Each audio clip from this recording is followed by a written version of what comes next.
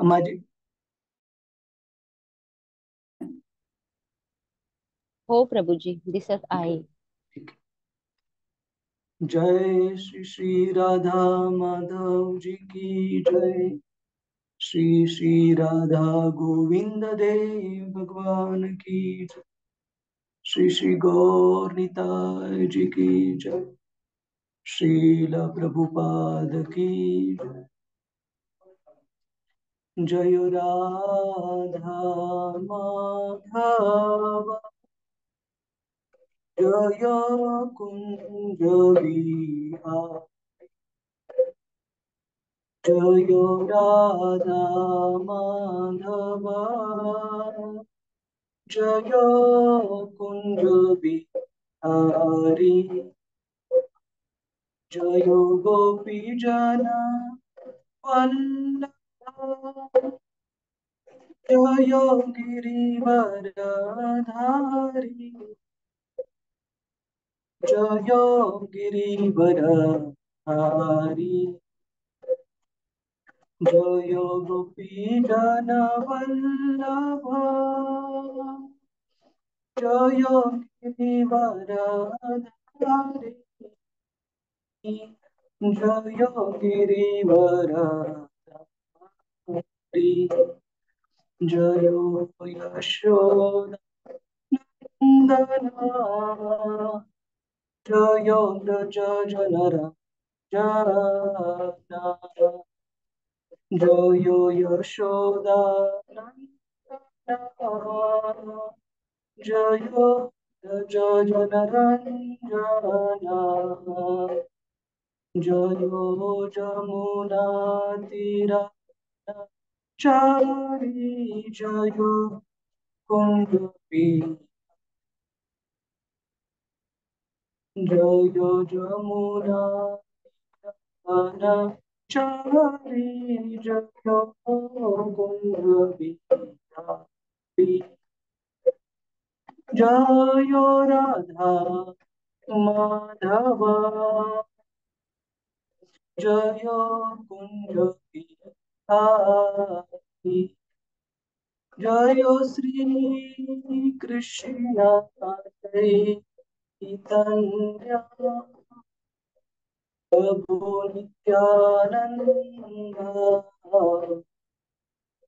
द्वैता गदाधर श्रीवासदि भक्तवृंद हरे कृष्णा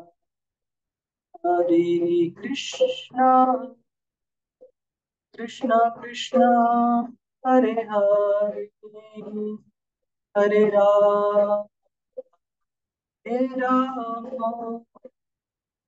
राम राम हरे हरे हरे कृष्णा हरे कृष्णा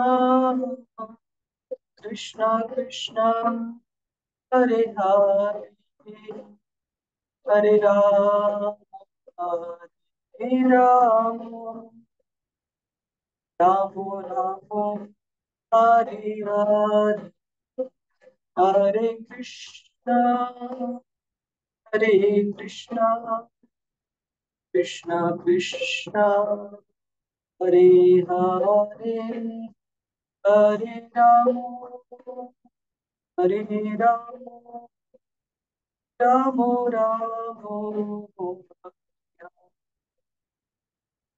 जय राधा गोविंद राधा गोविंद श्री राधे जय जगन्नाथ जय जगन्नाथ जय बलदेव जय सुभद्रमयी जय गौरानिताय गौरानिताय गौरानिताय जय गौरानिताय जय जय प्रभुपाद प्रभुपाद प्रभुपाद जय जय गुरुदेव गुरुदेव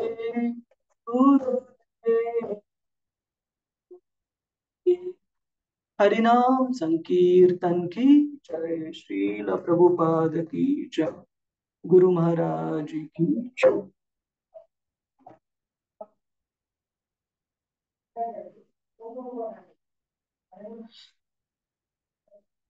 ओम नमो भगवते वासुदेवाय।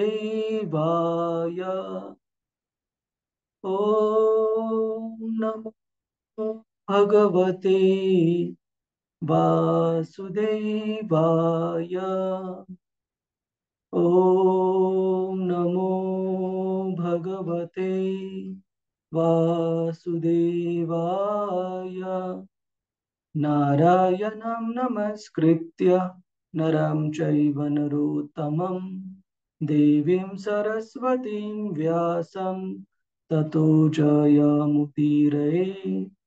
नष्टप्रायेषु अभद्रेषु नित्यं भागवत सेवया भगवतीरुत्तमश्लोके भक्तिर्भवति नैष्टिकी। कृष्णाय वासुदेवाय देवकी नन्दनाय च नन्दगोपकुमाराय गोविन्दाय नमो नमः। ॐ अज्ञानतिमिरन्धस्य ज्ञानाञ्जनशलाकया चक्षुरुन्मिलितं येन तस्मै श्रीगुरवे नमः। नमः ॐ विष्णुपदाय कृष्णप्रेष्ठाय भूतले श्रीमते भक्तिवेदान्त स्वामिन् इति नामिने।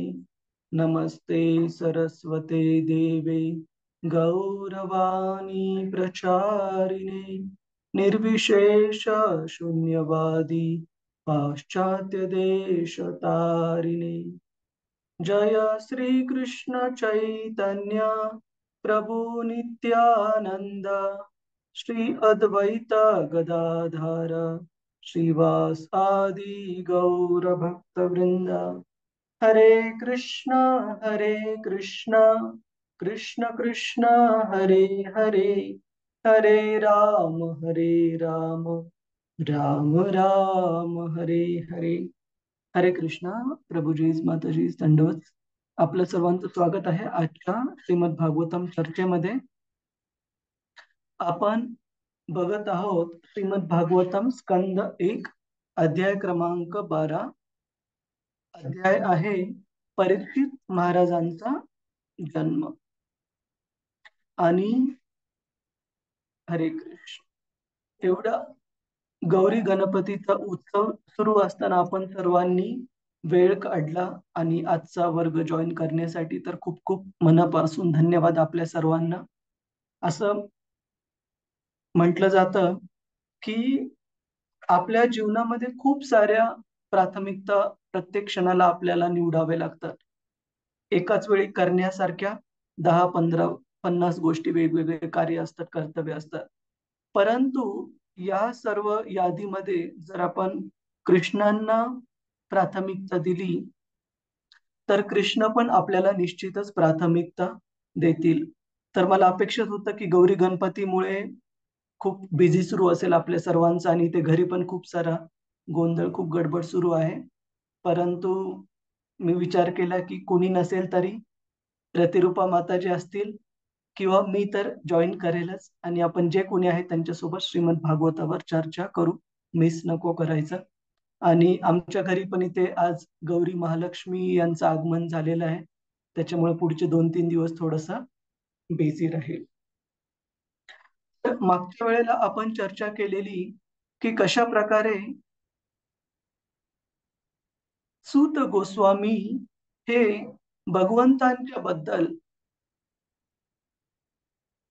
वर्णन करत असताना ते भाव विभोर होऊन भगवंतांचे जे शुद्ध भक्तांच्या सोबत आदान प्रदान आहेत, जे की देवाणघेवाण आहे भावनांची, प्रार्थना स्वीकारण्याची वगैरे, ती सर्व आदान प्रदान आपण चर्चा केली। कशा प्रकारे कुंती देवी, उत्तरा, भीष्मदेव, अर्जुन, महाराज युधिष्ठिर द्रौपदी माता यासारख्या सर्व शुद्ध भक्तांसोबतचं भगवंतांचं आदान प्रदान आणि कशा प्रकारे युधिष्ठिर महाराजांच्या विशेषतः विनंती अनुसार भगवंत ठरलेल्या कालावधीपेक्षा जास्त काळ हस्तिनापूरमध्ये राहिले आणि त्यावेळेस त्यांनी कशा प्रकारे आपले शुद्ध भक्त आणि महाजन भीष्मदेव यांच्या शेवटच्या क्षणी कशा प्रकारे त्यांना दर्शन दिलं, त्यांची इच्छा पूर्ण केली, भगवंतांच्या दर्शन घेताना आपले प्राण त्यागण्याची आणि त्यांच्याद्वारे युधिष्ठिर महाराजांना कशा प्रकारे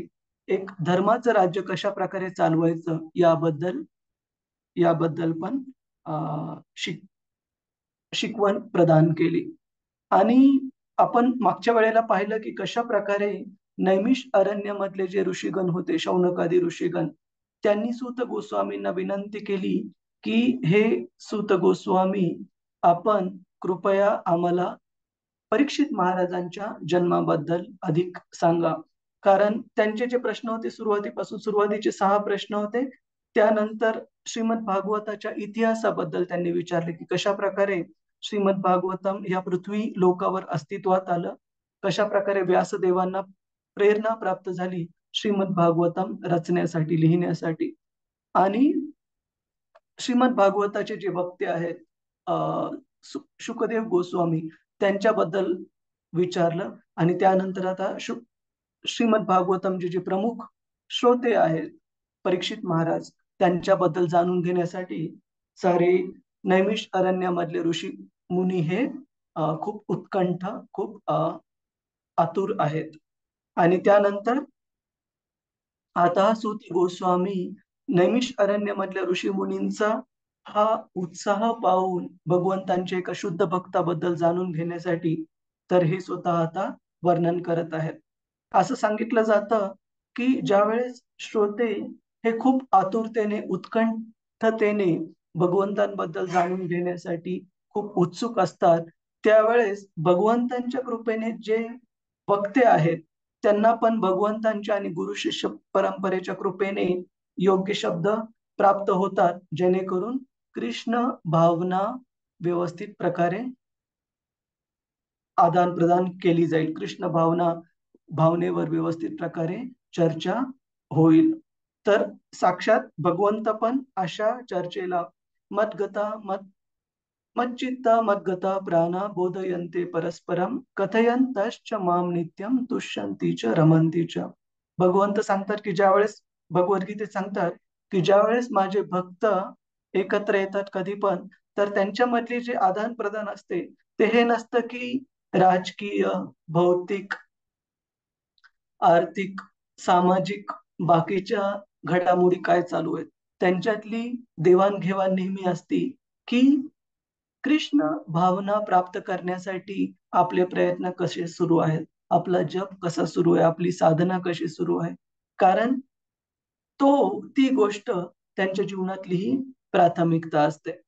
तर अशाच प्रकारे नैमिष अरण्यामधल्या ऋषीमुनींची उत्कंठता, त्यांची आतुरता पाहून सूत गोस्वामी उत्साहाने त्यांच्या प्रश्नांना उत्तर देत आहेत परीक्षित महाराजांच्या जन्माबद्दल. परंतु परीक्षित महाराजांबद्दल बोलताना अगोदर ते वर्णन करत आहेत परीक्षित महाराजांचे जे आजोबा, जे की तसे तर अर्जुन आहेत, कारण अर्जुनाचा पुत्र होता अभिमन्यू यांचे पुत्र आहेत परीक्षित महाराज. परंतु 5ही पांडव हे द्रौपदी त्यांची पत्नी समान असल्यामुळे युधिष्ठिर महाराजांना पण आणि बाकीच्या पांडवांना पण परीक्षित महाराजांचे आजोबा म्हणून संबोधलं जातं. तर परीक्षित महाराजांचे आजोबा युधिष्ठिर महाराज ते कशा प्रकारे धर्माचं राज्य करत होते याच्याबद्दल 2-3 श्लोक सूत गोस्वामी सांगतात, जेणेकरून हे कळून देण्यासाठी नैमिष अरण्यामधल्या ऋषीमुनींना की कशा प्रकारे लाईक फादर लाईक सन, सो लाईक ग्रँडफादर लाईक ग्रँडसन, की कशा प्रकारे युधिष्ठिर महाराजांचं हे धर्माचं राज्य करण्याची जी कला आहे आणि जे राज्य करण्याची पद्धत आहे, तीच पद्धत कशा प्रकारे तेच धर्माचं राज्य परीक्षित महाराजांनी पुढे कशा प्रकारे चालवलं. तर युधिष्ठिर महाराजांबद्दल सुरुवातीचे 2-3 श्लोक सूत गोस्वामी कशा प्रकारे त्यांचं राज्य, धर्माचं हे महान राज्य होतं याचं वर्णन करतात, गुणगान करतात आणि त्यानंतर परीक्षित महाराजांबद्दल सांगतात. आणि आपल्या कुणाच्या लक्षात आहे प्रभूजीच माताजीच की आपण मागच्या वेळेस काय सांगितलेलं? परीक्षित महाराजांचं जीवन विशेष काय आहे? का आहे? आपण काही एक मुद्दा सांगितलेला त्यांच्या जीवनाबद्दल. काय विशेष आहे त्यांच्या जीवनामध्ये? कुणाला सांगायचं, कुणाच्या लक्षात आहे? हरे कृष्ण प्रभूजी, दंडवत प्रणाम. धन्यवाद माताजी. Yes madam. प्रभूजी, त्यांचं जीवन त्यासाठी हे आहे, विशेष आहे, कारण त्यांनी कली जो होता पुरुष त्याचे दमन केले आणि त्याला जे 4 जागा दिलेल्या होत्या त्या जागा सुद्धा तो शोधू शकत नव्हता, कारण त्या पद्धतीने परीक्षित महाराजांनी आपले पूर्ण हे म्हणजे राज्यकारभार राज्यकारभार राज्यकारभार सांभाळलेले होते सांभाळ. त्या खूप पद्धतीने. खूप छान, खूप छान माताजी. हरे तर कृष्ण. तुम्ही धन्यवाद. दिलेलं उत्तर की त्यांच्या ज्या क्रिया होत्या, त्यांचं जे जीवन होतं ते भगवंतांच्या सेवेमध्ये होतं आणि त्यासोबतच आपण चर्चा केलेली की त्याच्या पण अगोदर परीक्षित महाराजांचा जो जन्म होता तो विशेष होता. भगवंतांचं दर्शन प्राप्त केलेलं कृष्णांनी स्वतः त्यांना आईच्या गर्भात असताना अश्वत्थाम्याच्या ब्रह्मास्त्रापासून वाचवलं. तर त्यांचा जन्म, त्यांचं जीवन आणि शेवटी त्यांचा आता होणारा, काही दिवसात होणारा अंत, ह्या तिन्ही गोष्टी खूप विशेष आहेत, खूप महान आहेत. का? कारण त्यांचं जीवन, जन्म आणि मृत्यू हे तिन्ही भगवंतांच्या सेवेमध्येच अर्पण केलेलं होतं. तुम्ही म्हणाल की मृत्यू कशा प्रकारे अर्पण केलेला? कारण परीक्षित महाराजांचा मृत्यू कारण ठरलं शुकदेव गोस्वामींनी परीक्षित महाराजांना श्रीमद भागवतम ऐकवण्यासाठी, आणि तेच श्रीमद भागवतम सूत गोस्वामींनी त्या श्रोत्यांमध्ये ऐकलं आणि तेच श्रीमद भागवतम पुढे नैमिष अरण्यामधल्या ऋषीमुनींना सूत गोस्वामी सांगत आहेत. म्हणजे आपल्याला जे श्रीमद भागवतम प्राप्त होत आहे आता वाचण्यासाठी, ऐकण्यासाठी, त्यामध्ये शुकदेव गोस्वामींची, सूत गोस्वामींची आणि परीक्षित महाराजांची कृपा आहे. तर अशा प्रकारे कृष्ण भगवंतांचे एक शुद्ध भक्त, महान भक्त परीक्षित महाराज, त्यांचा जन्म, त्यांचं जीवन आणि त्यांचा मृत्यू हे तिन्ही भगवंतांना पूर्णपणे समर्पित होतं. त्याच्यामुळे त्यांचं पूर्ण आयुष्य हे खूप खूप विशेष आहे. कुणाचा काही प्रश्न आहे प्रभूजीच माताजीच या प्रस्तावनेवर? नाहीतर आपण पुढे जाऊ. श्लोक क्रमांक 4. हरे कृष्ण. कृपया श्लोक म्हणण्याचा प्रयत्न करा.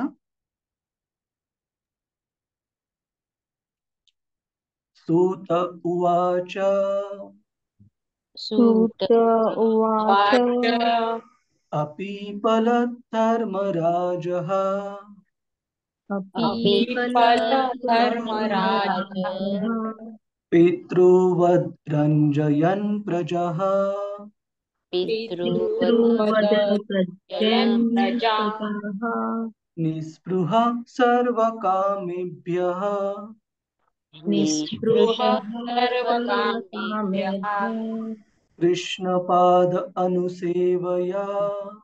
कृष्णपाद अनुसेवया. तर परीक्षित महाराजांचे आजोबा युधिष्ठिर महाराज यांचे गुण, यशोगान तिथे सुत गोस्वामी सांगत आहेत. कशा प्रकारे? हरे कृष्ण. रतिरूपा माताजी. सुत गोस्वामी म्हणाले, कुणाला वाचायचं आहे प्रभूजीच माताजी? हरे कृष्ण. हरे कृष्ण प्रभू. वाचू मी? हरे. मंजारी माताजी तुम्ही पुढचा वाचा. नाही, कुणी सुषमा माताजींनी सांगितलेलं का? हो. सुषमा माताजी तुम्ही पुढचा श्लोक वाचा. चालेल? चालेल. ठीक आहे. रेश्मा माताजी कंटिन्यू. हरे कृष्ण. सादर प्रणाम. सुत धन्यवाद. गोस्वामी म्हणाले, युधिष्ठिर महाराजांनी आपल्या राजवटीत सर्वांना औदार्याने वागवले. ते तंतोतंत आपल्या वडिलांसारखेच राज्य करीत. त्यांना इतर कोणतीही वैयक्तिक महत्वाकांक्षा नव्हती. तसेच ते सर्व विषयोपभोगाच्या आसक्तीपासून मुक्त होते, कारण भगवान श्रीकृष्णांच्या चरणकमळाची ते निरंतर सेवा करीत होते. तात्पर्य श्रील प्रभुपाद यांच्याद्वारे. श्रील प्रभुपाद यांची जय. या ग्रंथाच्या प्रस्तावनेत आम्ही म्हटले आहे, जगातील सर्व दुःखी कष्टी मानवांसाठी मानव जातीत कृष्ण विज्ञानाची फार मोठी आवश्यकता आहे. आम्ही जगातील सर्व राष्ट्रांच्या नेतृवर्गाला असे आवाहन करीत आहेत की त्यांनी या कृष्ण विज्ञानाचा स्वीकार करावा, कारण त्यात त्यांचे स्वतःचे, समाजाचे आणि जगातील सर्व मानवजातीचे कल्याण आहे. या आव्हानाला सद्गुणांची साक्षात मूर्ती असलेले युधिष्ठिर महाराजांच्या उदाहरणाने पुष्टी मिळते.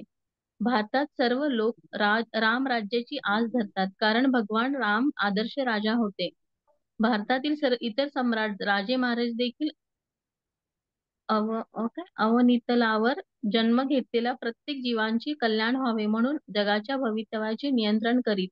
या श्लोकातील प्रज्ञा प्रजा हा प्रजा हा शब्द महत्वाचा आहे. त्या शब्दाचा वृत्ती सिद्ध अर्थ आहे, जो जन्मास आला आहे तो जलचरापासून पूर्ण विकसित मनुष्यापर्यंत या पृथ्वीवर कितीतरी जीव योनी राहतात.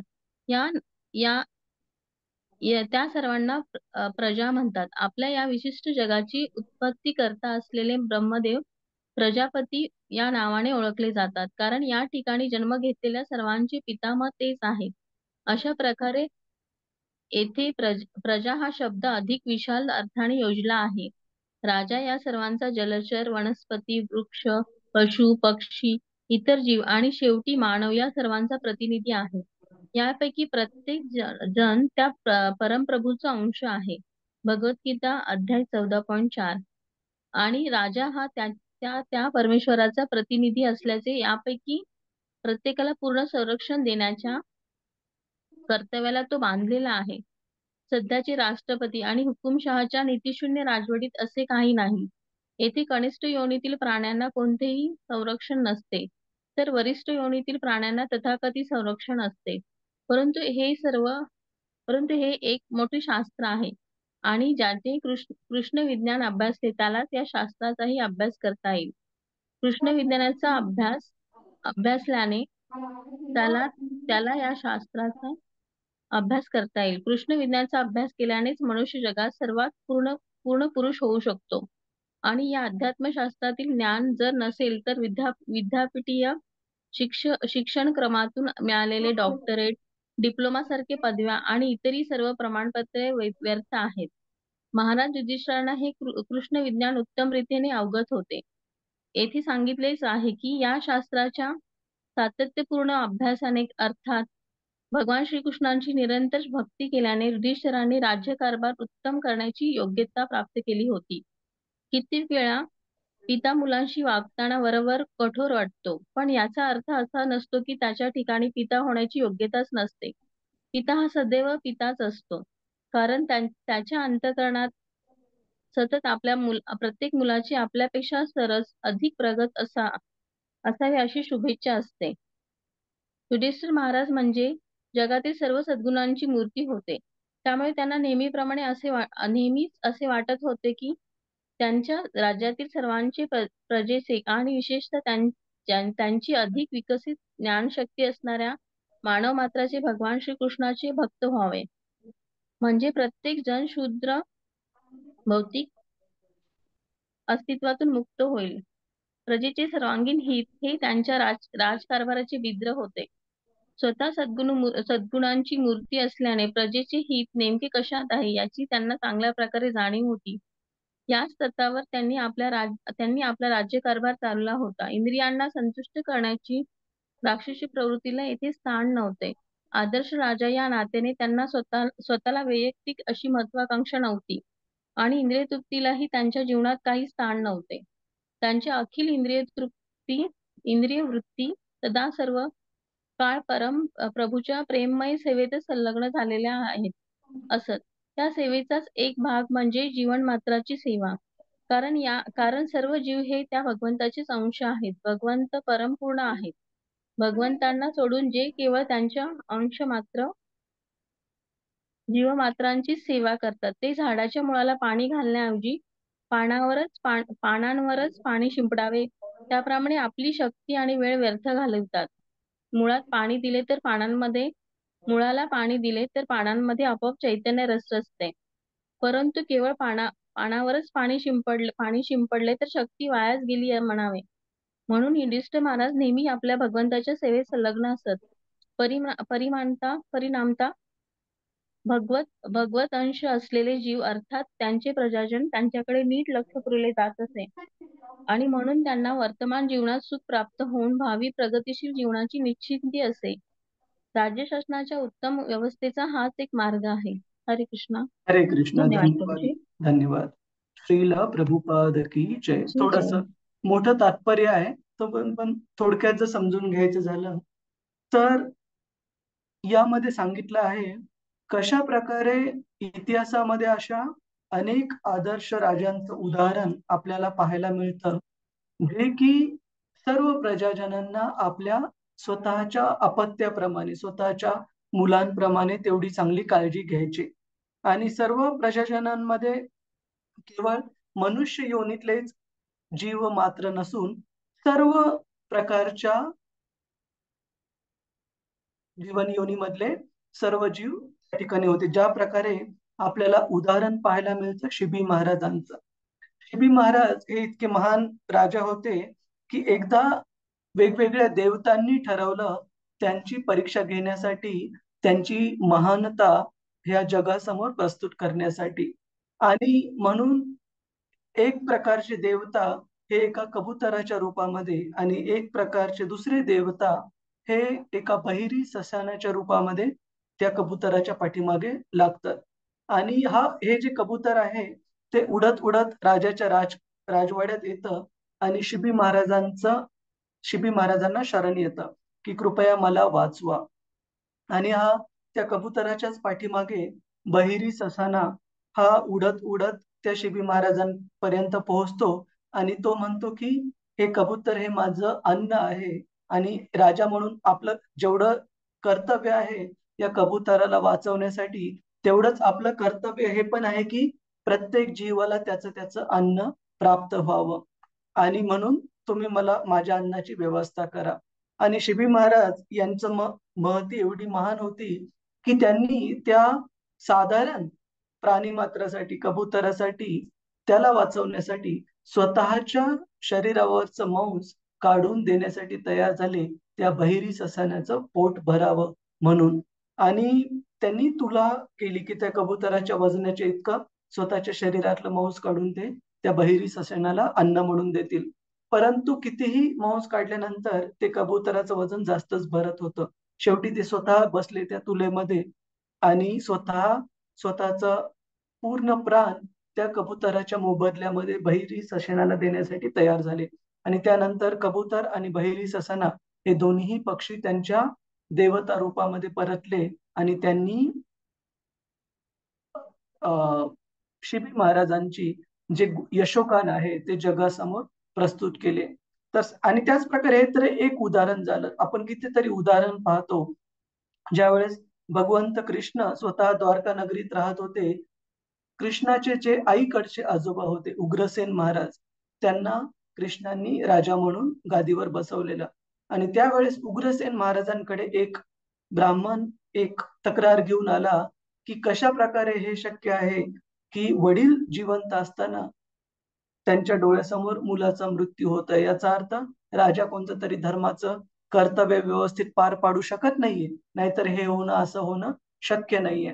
आणि उग्रसेन महाराजांनी मान्य केलं की येस तुमचा जो जीवनामधला जो काही इश्यू आहे तुम्ही जो म्हणत आहात की तुमच्या डोळ्याच्या समोर मुलाचा मृत्यू झाला तर मी स्वीकारतो की माझ्या राज्य कारभारामध्ये गॅप आहे, धर्माच्या अनुसार राज्य करत नाहीये, नाहीतर अशी गोष्ट झाली नसायला पाहिजे. आणि शेवटी उग्रसेन महाराजांची गादी वाचवण्यासाठी स्वतः कृष्ण आणि अर्जुन वरून लोकांमध्ये जाऊन त्या मुलाला शोधून काढतात त्या ब्राह्मणाच्या मृत्यू झालेल्या आणि त्याला परत त्याच्या आई वडिलांच्या स्वाधीन करतात.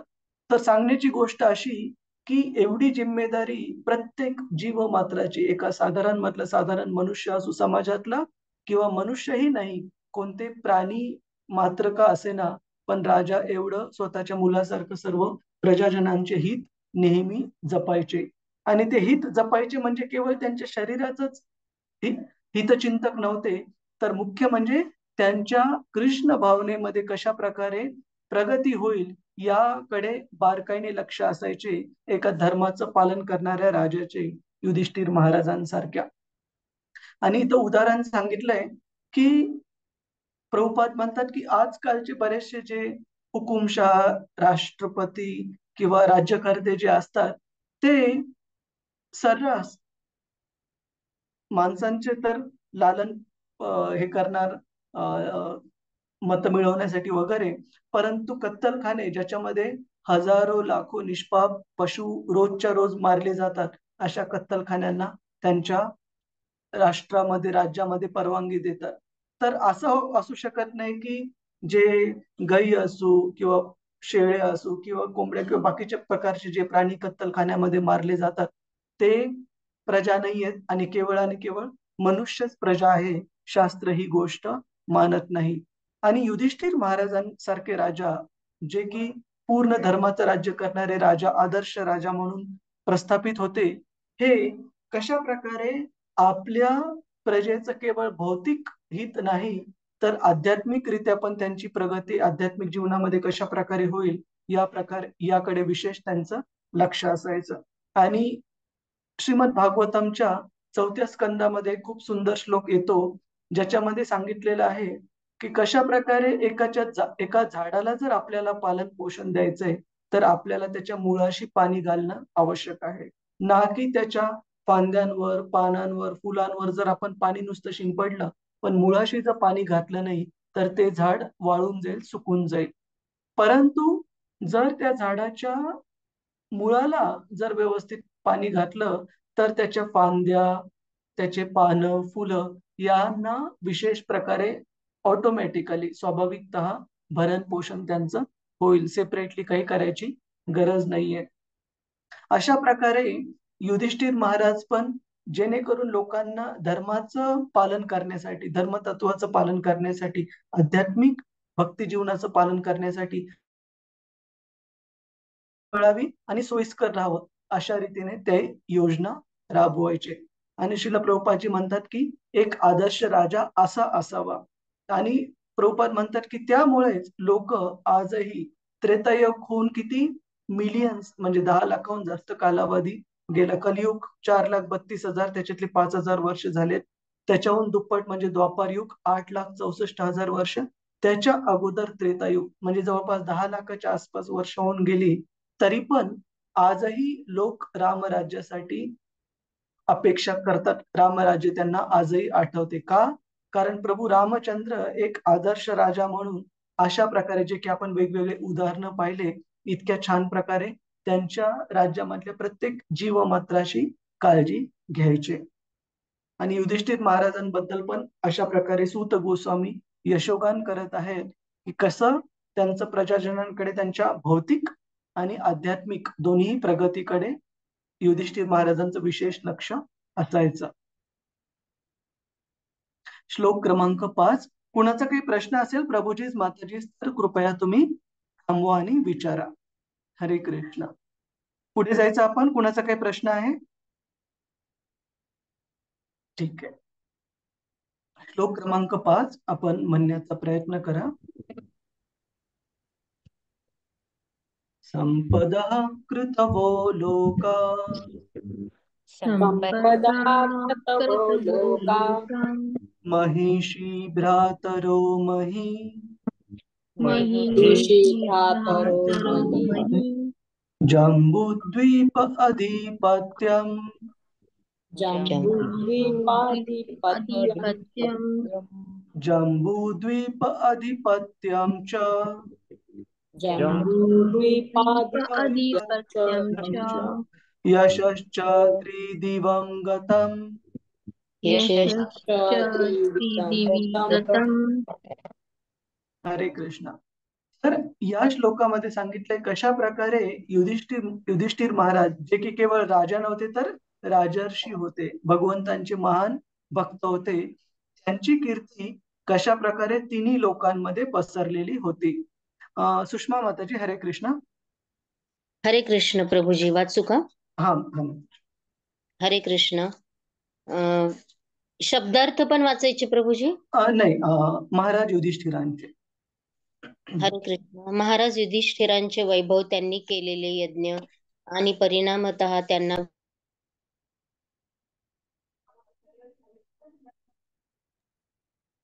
महाराज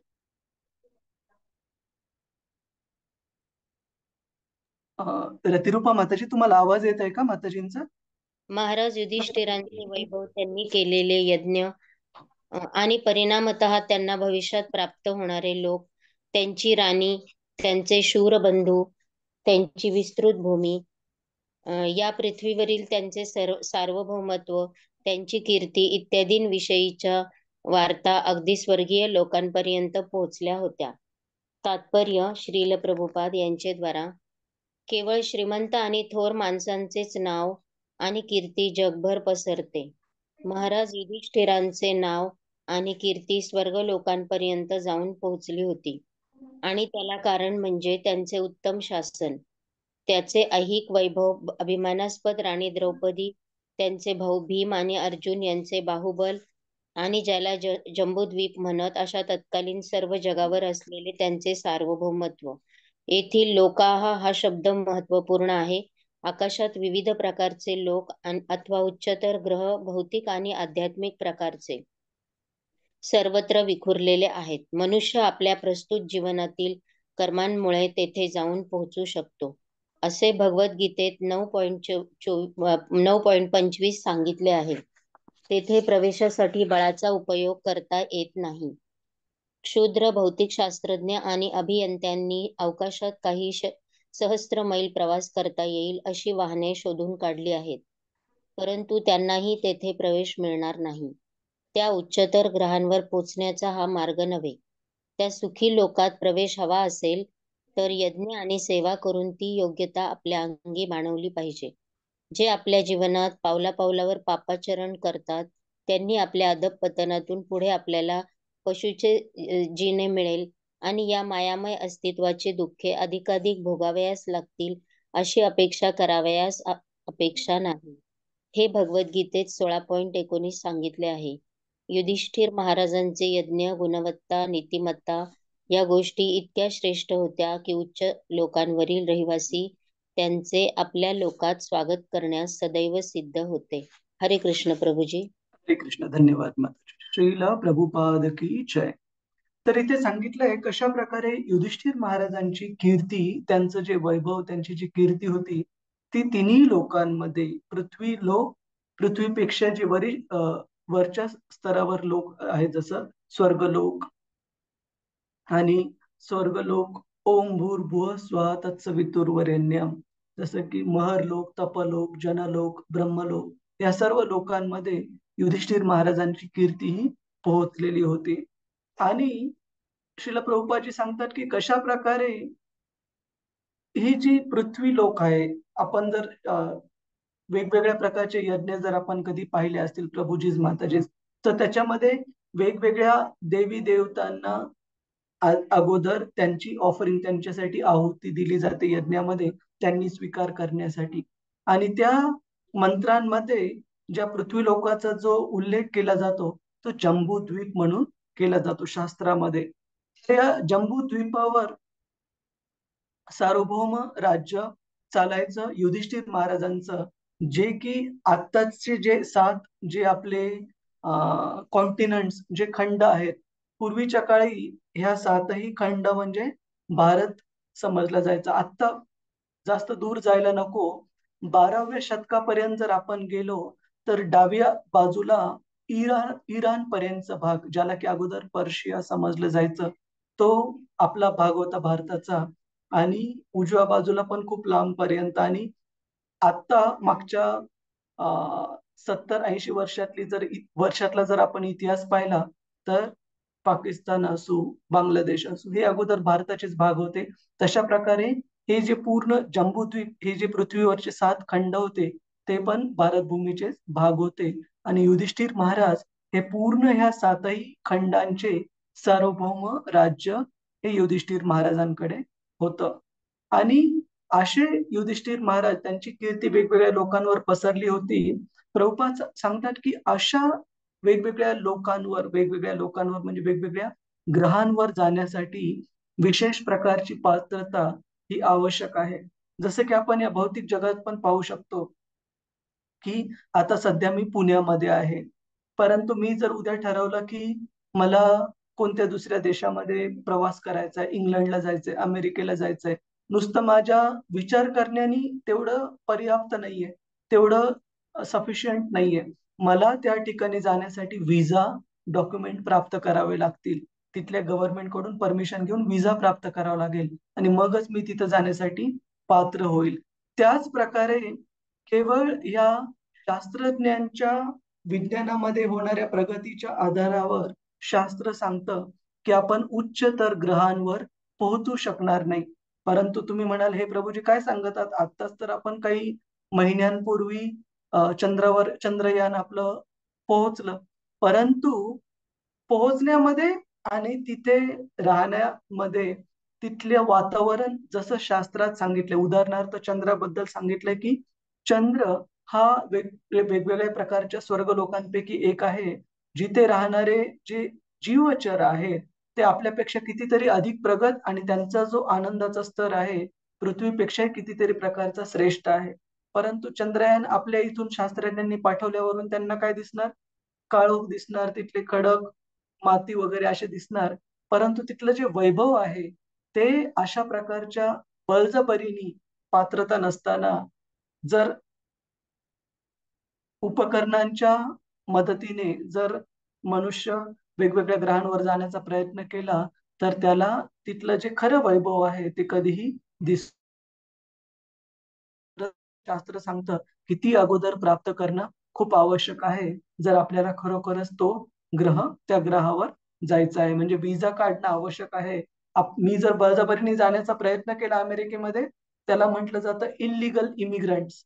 इलिगल इमिग्रंट्सला काय करतात ते, जे परवानगी नसताना विजा नसताना आलेले लोक त्यांना उचलतात आणि जेलमध्ये टाकलं जातं.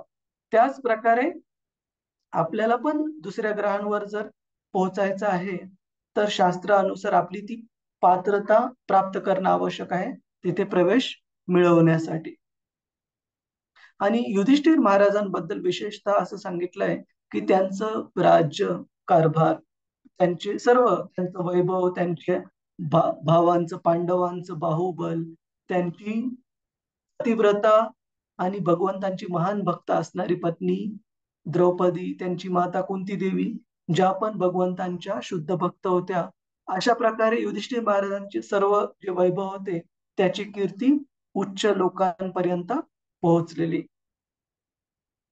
आणि अशा युधिष्ठिर महाराजांचे यज्ञ, गुणवत्ता, नीतिमत्ता या गोष्टी इतक्या श्रेष्ठ होत्या की उच्च लोकांवरील रहिवासी पण त्यांचे आपल्या लोकात स्वागत करण्यास सदैव सिद्ध होते. आता आपल्याला कोणत्या ग्रहावर जाण्यासाठी आपण आता चर्चा केली की पात्रता असणं आवश्यक आहे शास्त्रात सांगितल्याप्रमाणे.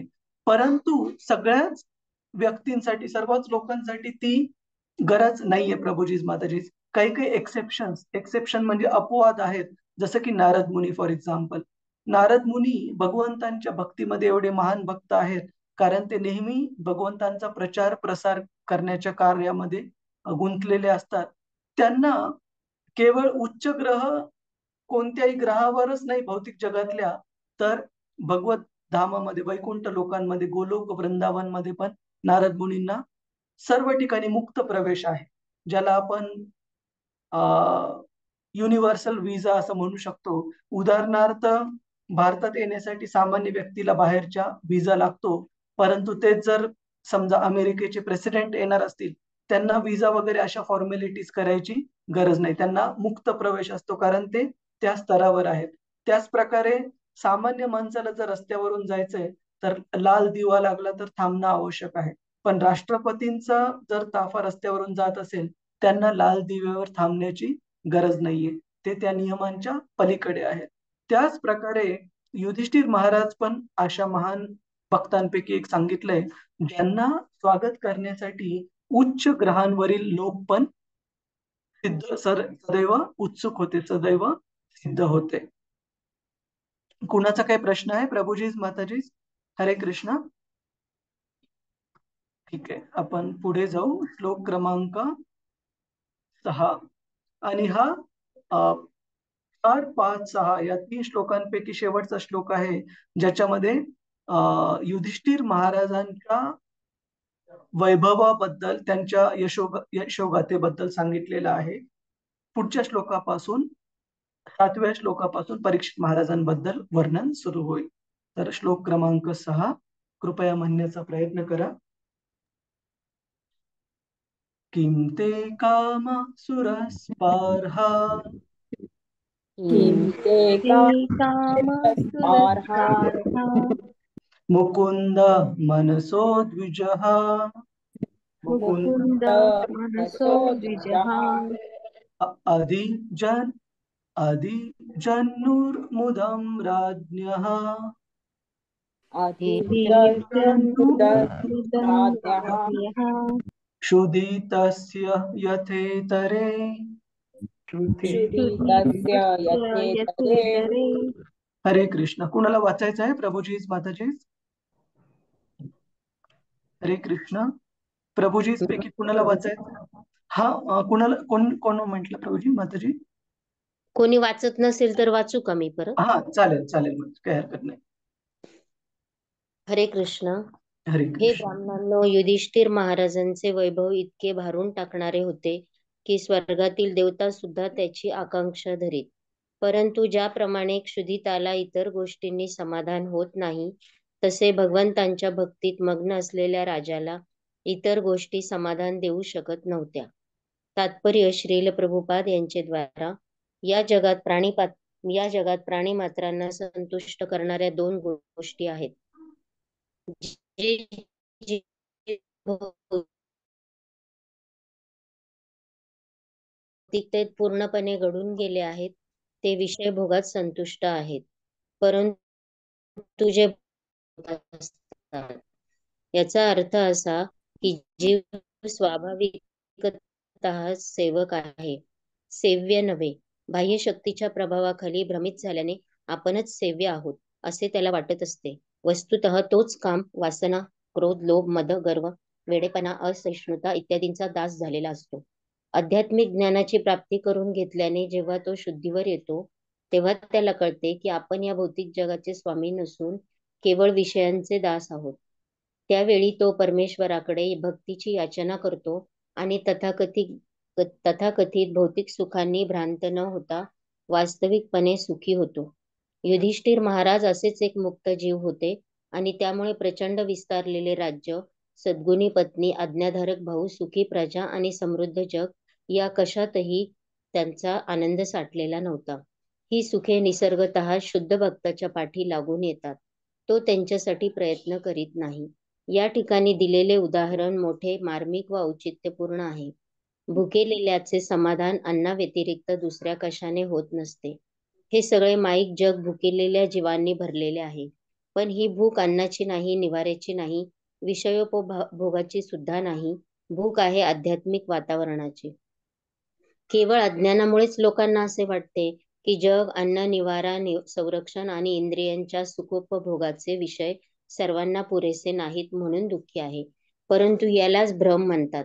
जीवाला आध्यात्मिक समाधानाची भूक लागली आहे.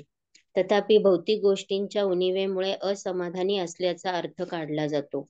या महामूर्ख पुढाऱ्यांना हे दिसत नाही की ज्यांच्याजवळ गडगंज ऐहिक संपत्ती आहे तेही अतृप्त आहेत. त्यांची भूक आणि त्यांचे दारिद्र्य कसले आहे?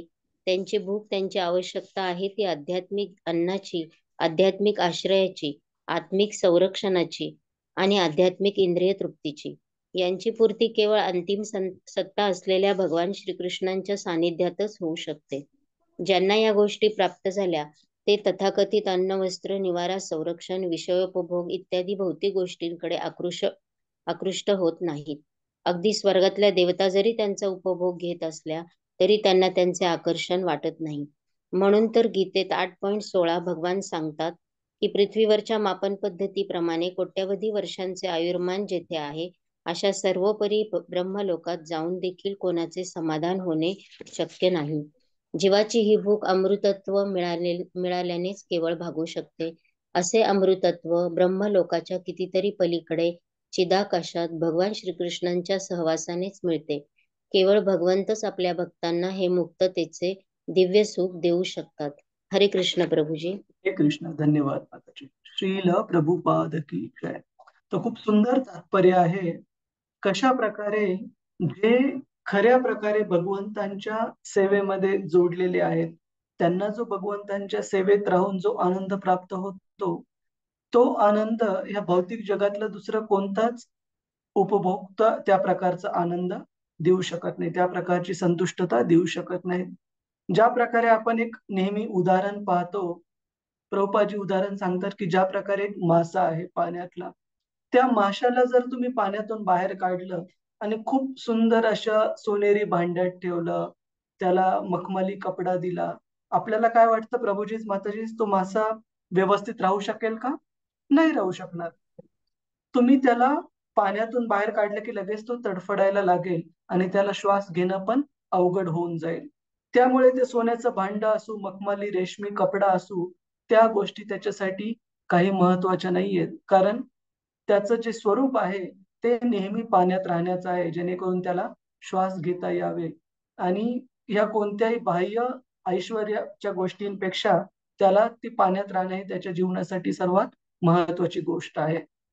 त्याच प्रकारे श्रीमद भागवतम सांगतं की आपल्यापैकी आपण सर्व जीव, सर्व प्राणी मात्र, मनुष्य आणि बाकीचे प्राणी मात्र पण भगवंतांचे अंश असल्यामुळे या जगामध्ये त्याच वेळेस आपण पूर्णपणे आनंदित होऊ शकतो, ज्या वेळेस आपण स्वतःला भगवंतांच्या सेवेमध्ये जोडू.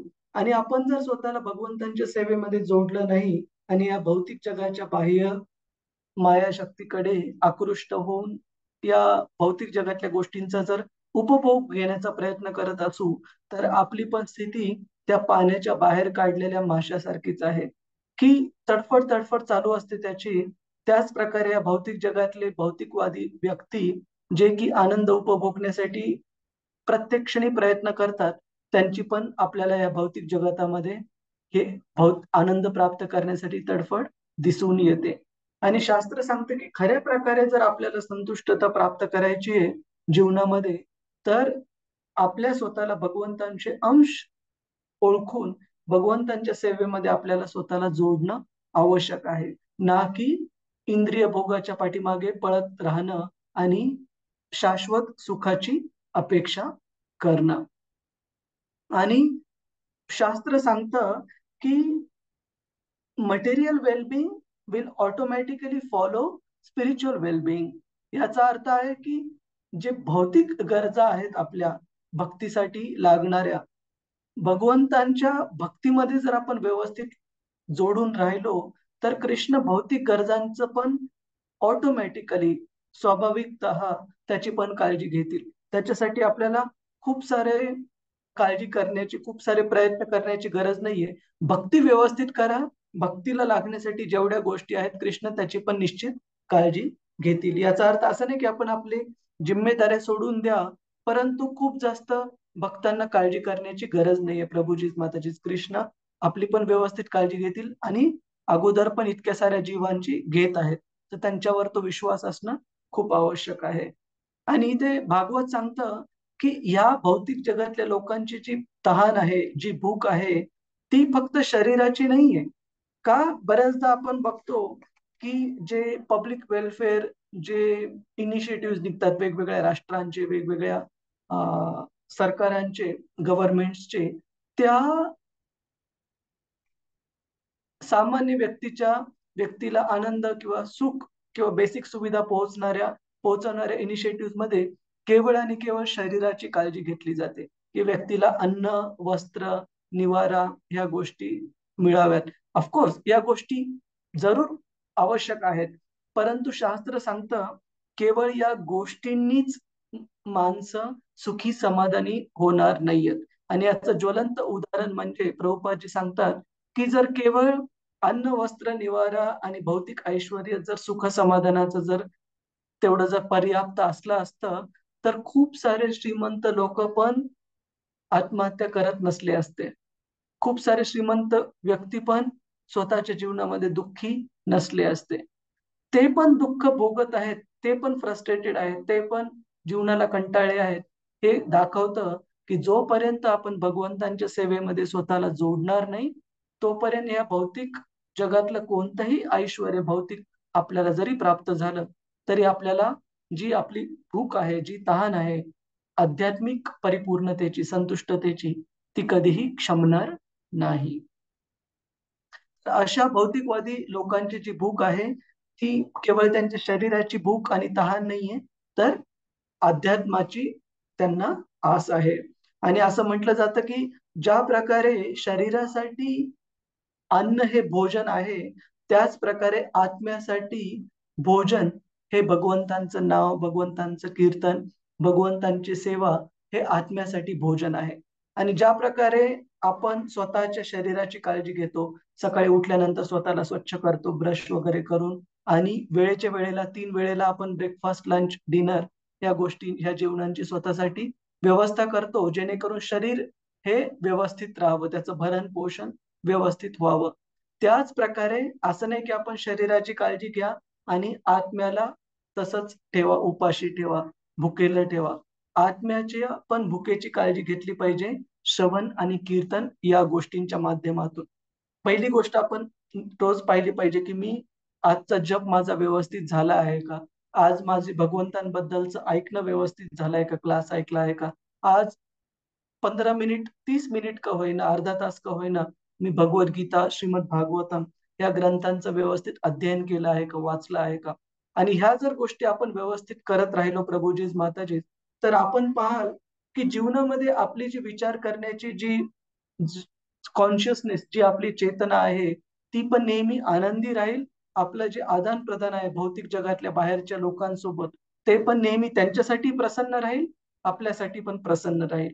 पण ह्या जर आत्म्याच्या भुकेची, तहान तहान व्याकुळतेची जर आपण काळजी नाही घेतली, केवळ भौतिक ऐश्वर्याच्या मागे पळत राहिलो, तर इट इज लाईक की आपण एका माशाला किंवा पक्ष्याला त्याचा पिंजरा खूप चकाचक ठेवत आहोत, सुंदर ठेवत आहोत. पण त्या पक्ष्याला, त्या पिंजऱ्यात राहणाऱ्या जर खाऊ नाही घातलं, तर काही दिवसानंतर तो पक्षी मृत्यू पावेल. त्याच प्रकारे जर आत्म्याची काळजी नाही घेतली, तर त्या पक्षाप्रमाणेच आपली स्थिती आहे की शरीर म्हणजे आपल्या आत्म्यावरचं आवरण आहे. आवरणात आपण खूप पॉलिश, खूप व्यवस्थित ठेवत आहोत. पण त्या शरीरात राहणारा जो आत्मा आहे, देही नः भगवंत म्हणतात भगवद्गीतेमध्ये, त्या आत्म्याची काळजी जर नाही घेतली तर फडफडत राहील. पटतंय प्रभूजीज माताजीज आपल्या सर्वांना हे जे उदाहरणं भागवत सांगत आहे, जे मुद्दे भागवत सांगत आहे? हो प्रभूजी. प्रभूजी. ठीक आहे. तर मे बी आपण एक छोटासा श्लोक आहे, एक श्लोक अजून घेऊ आणि मग कन्क्लूड करू. परीक्षित महाराजांचं जस्ट आता वर्णन सुरू होत आहे. श्लोक क्रमांक 7. कृपया म्हणण्याचा प्रयत्न करा. मातुर्गर्भगतो वीरः मातुर्गर्भगतो वीरः तदा भृगुनन्दन तदा ददर्श पुरुषं कश्चित् पुरुषं कश्चित् दह्यमानः अस्त्रतेजसा दह्यमानो अस्त्रतेजसा. हरे कृष्णा. कुणाला वाचायचं आहे प्रभूजीज माताजी? संजना माताजी. हरे कृष्ण. कोण वाचत नसेल तर वाचू प्रभूजी? हा, संजना माताजी वाचन. हरे हो, हरे कृष्ण.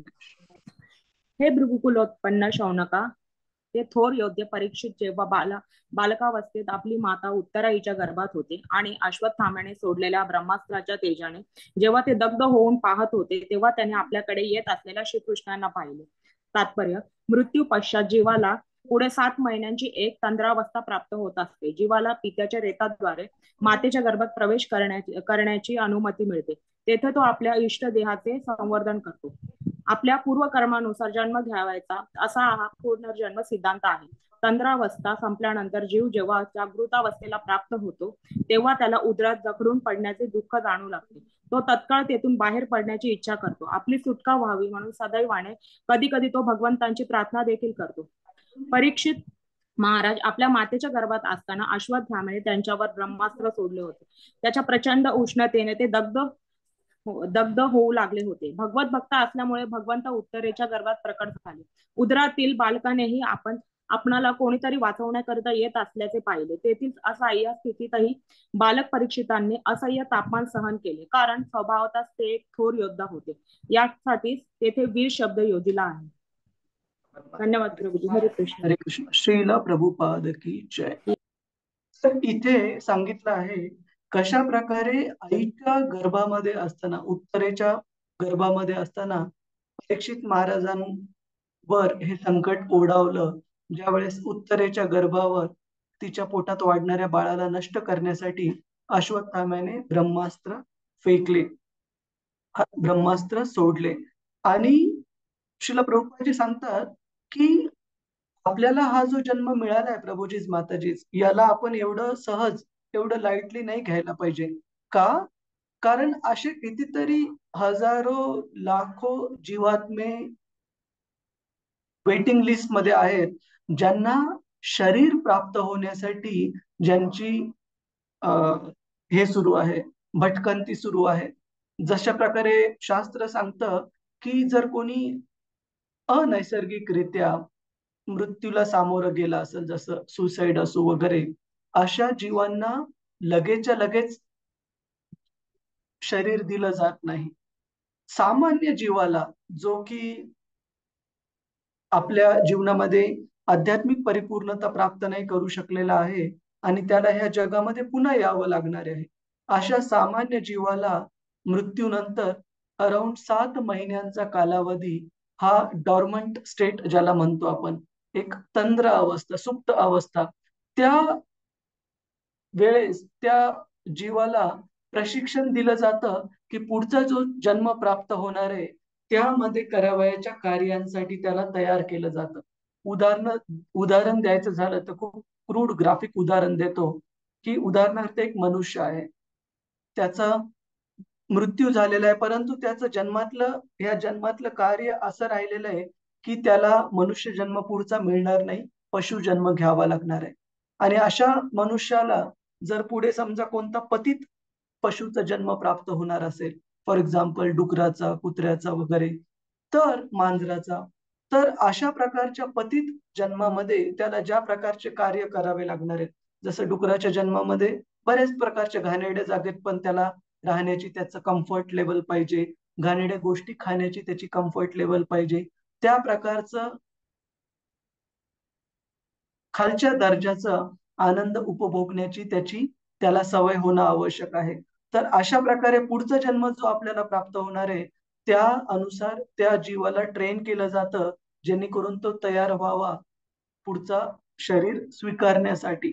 आणि मातेच्या गर्भामध्ये वडिलांच्या सीमेनद्वारे प्रवेश केल्यानंतर 3ऱ्या स्कंदामध्ये भागवताच्या खूप विस्तारामध्ये वर्णन आहे की मातेच्या गर्भामध्ये गर्भ बाळ हे कसं वाढत जातं, की कोणत्या आठवड्यामध्ये काय काय इंद्रिय त्याचे तयार होतात आणि कोणत्या कालावधीपासून, त्या 9 महिन्यांच्या कालावधीपासून गर्भधारणेच्या कोणत्या आठवड्यामध्ये त्याला त्याचे सेन्सेशन कसं जागृत होतं आणि बाळ पण कसं सेन्स करू शकतं. असं सांगितलं जातं की ज्या वेळेस ते सेन्सेशन पूर्ण प्रकारे रेडी होतं त्यावेळेस मातेने कोणती गोष्ट जर तिखट खाल्ली, आंबट खाल्ली, त्याचा पण बाळाला त्रास होतो.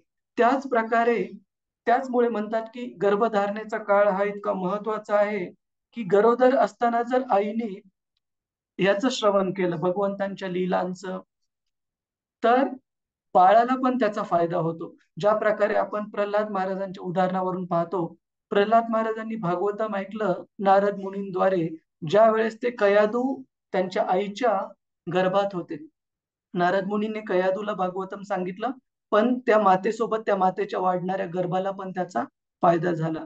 अशा प्रकारे भागवत सांगतं की कशा प्रकारे आईच्या पोटामध्ये बाळाची वाढ होत राहते आणि अशा स्थितीमध्ये जी की हेल्पलेस, म्हणजे स्वतःची रक्षा करण्याकरता स्वतः बिलकुल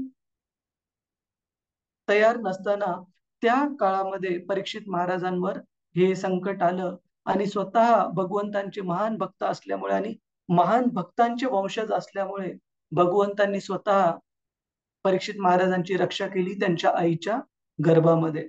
आणि पुढे कशा प्रकारे परीक्षित महाराज हे कशा प्रकारे त्यांनी भगवंतांचं दर्शन घेतलं आणि कशा प्रकारे त्यांचं महान जीवन वर्णन आहे ते आपण येणाऱ्या श्लोकांमध्ये पाहू. आजच्या चर्चेबद्दल कुणाचा काही प्रश्न आहे, काही जिज्ञासा आहे? हरे कृष्ण. स्वप्नाली माताजी, तुम्ही हात वर केलेला. हरे कृष्ण. आहेत का माताजी? संजना माताजी, हरे कृष्ण. हरे कृष्ण प्रभूजी. हा प्रभूजी, माताजी. माझा एक प्रश्न होता की आपण लहानपणापासून ऐकतो की आपल्याला बोलतात की चांगले कर्म करा, तुम्हाला स्वर्ग मिळणार असं वगैरे, आणि जेव्हा एखाद्याचा मृत्यू होतो तर त्याच्या मृत्यूनंतर त्याचे जे कर्म पार पाडले जातात ते सुद्धा स्वर्ग मिळावं म्हणूनच पार पाडले जातात.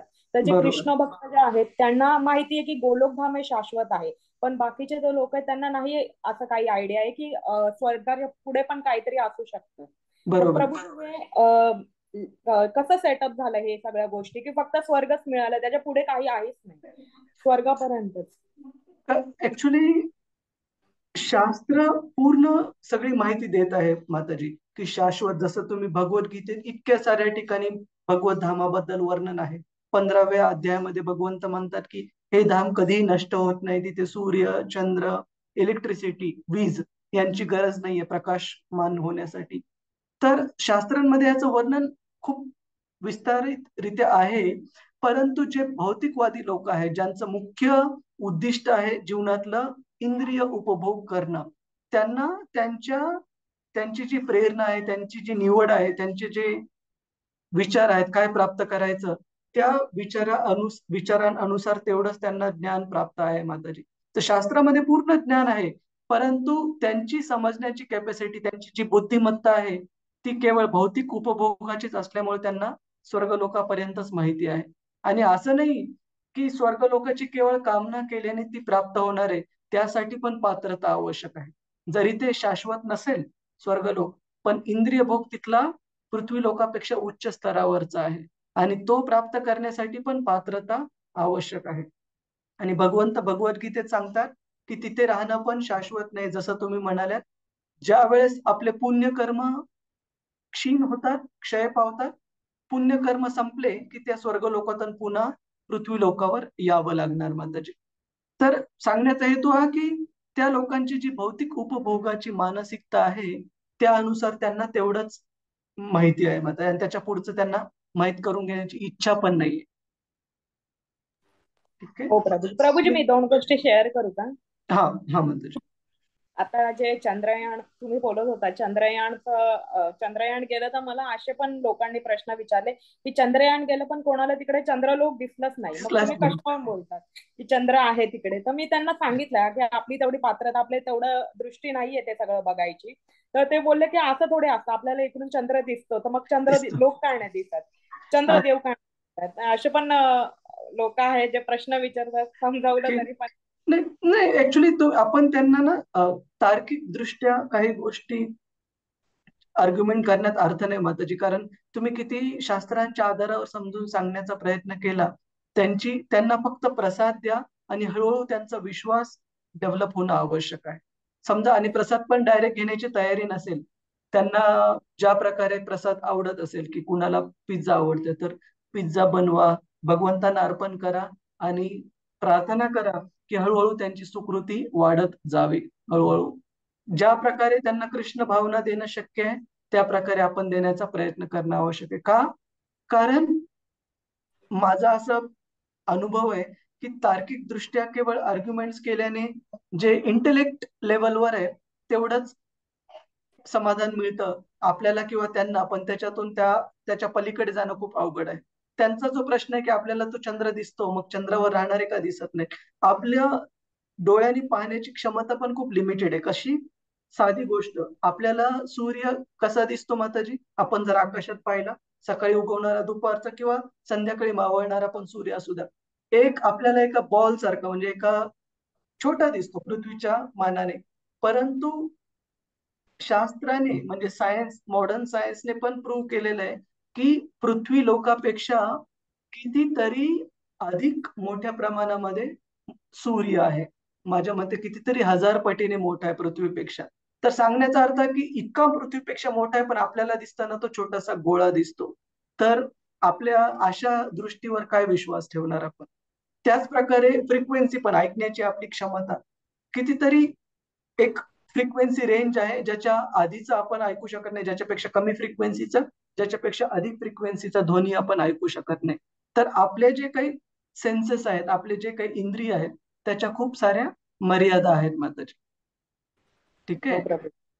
आणि त्यामुळेच आपण इंद्रियांच्या मर्यादा असल्यामुळेच आता पण डे टू डे जीवनामध्ये बऱ्याच गोष्टींसाठी आपण ऑथॉरिटीचा आसरा घेतो. उदाहरणार्थ प्रभुपादजी उदाहरण देतात की आपले वडील कोण आहेत आपल्याला कसं कळालं? आपल्या आईने सांगितलं की हे बेटा हे बाबा आहेत. त्याच्यावरून आपल्याला कळालं. आपल्याला स्वतःला शास्त्र सांगतं की एक्सपेरिमेंट करायचं ठरवलं, शेकडो वर्ष जातील जगातल्या सर्व लोकांची डीएनए टेस्ट करण्यासाठी की कोण वडील आहेत. पण त्याच्यापेक्षा सरळ सोपा मार्ग म्हणजे आई बाळाला सांगू शकते की हे बाबा आहेत आणि वी एक्सेप्ट दॅट, आपण ते स्वीकारतो.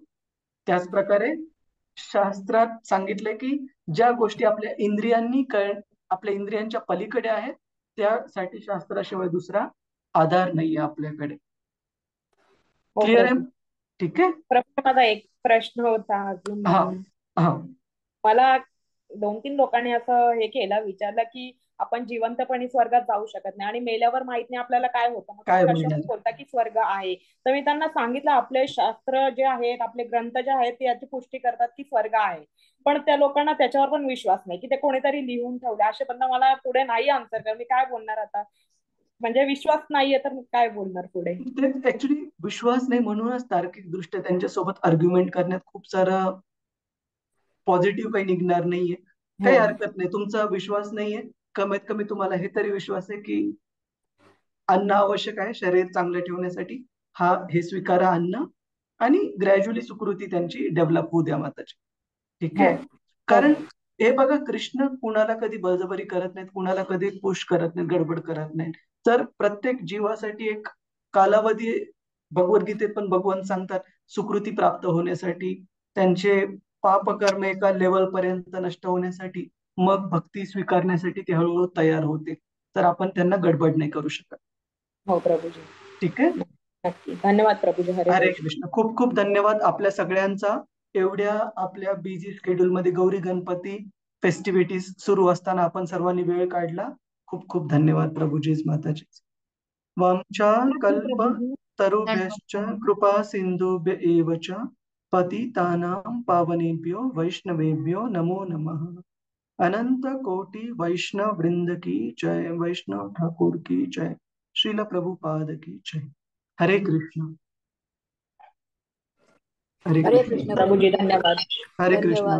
धन्यवाद. हरे कृष्ण. प्रभूजी. धन्यवाद. हरे कृष्ण. धन्यवाद.